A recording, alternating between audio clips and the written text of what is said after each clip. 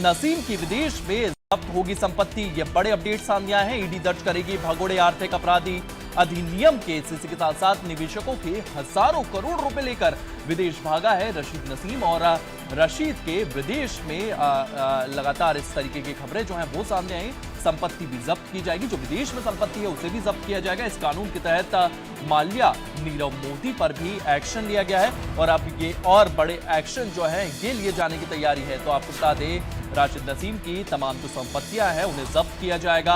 हजारों करोड़ रुपए लेकर ये विदेश भागा है और अब इसके खिलाफ ये कार्रवाई देखने को मिल रही है।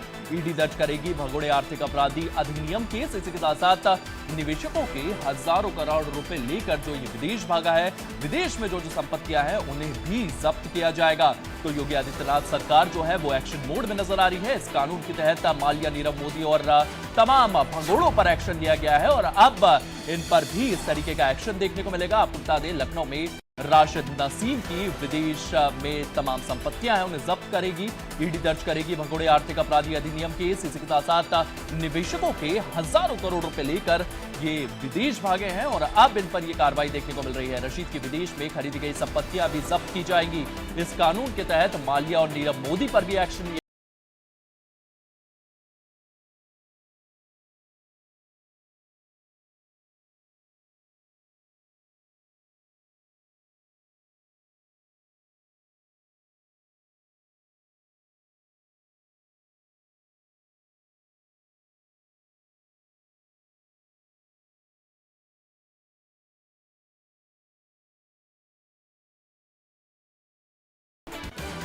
और इसी को लेकर के हमारे सहयोगी रवि हमारे साथ लगातार मौजूद है। रवि, ये बड़े एक्शंस देखने को मिलेंगे। विदेश में जो इनकी संपत्ति है उसे भी जब्त किया जाएगा। ईडी ने इसके लिए केस दर्ज कर लिया है। अब इस पर कब तक कार्रवाई देखने को मिलेगी?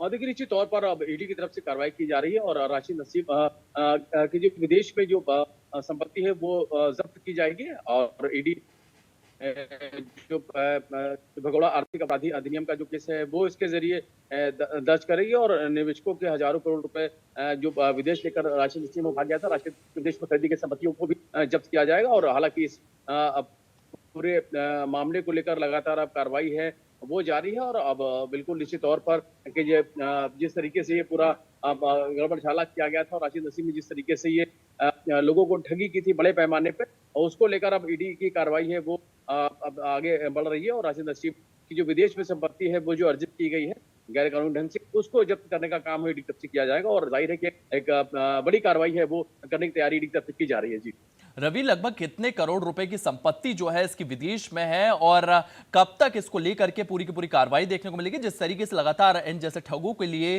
डंडा सीएम योगी आदित्यनाथ का चल रहा है, ये पूरी की पूरी कार्रवाई कब तक देखने को मिल सकती है और इसके साथ साथ कितनी संपत्ति इसकी रवि विदेश में?